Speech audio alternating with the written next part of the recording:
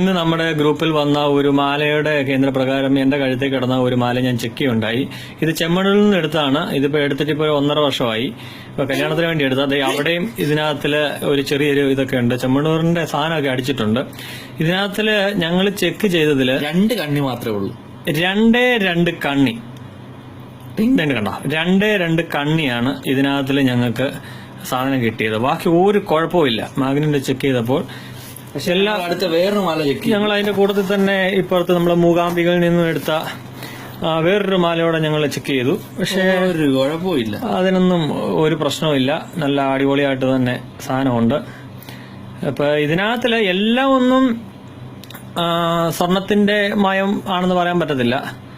പക്ഷേ എന്നാലും പറ്റിക്കുന്നതിന് ഒരു പരിധിയൊക്കെ ചെയ്യും. ഇതിനകത്തിലിപ്പോ ചെമ്മണ്ണൂരിൽ നടക്കുന്നുണ്ട് ഒറിജിനൽ ഇരുമ്പ് തൂക്കി പിടിച്ചെടുത്ത് കണ്ടില്ലേ. ഒരു കണ്ണി മാത്രം കണ്ടോ, ആ ഒരു കണ്ണി മാത്രമാണ് മാഗ്നറ്റെ പിടിച്ചെടുക്കുന്നത്. ആ കണ്ണി മാത്രം. എന്തായാലും ഈ വീഡിയോ ഇട്ട സുഹൃത്തിന് നന്ദി. ഇപ്പൊ എന്തായാലും ഞങ്ങളിപ്പോ ചെമ്മണ്ണൂരോട്ട് പോവാണ്. ബാക്കി അപ്ഡേഷൻസ് പുറകാലെ അറിയിക്കുന്നതായിരിക്കും.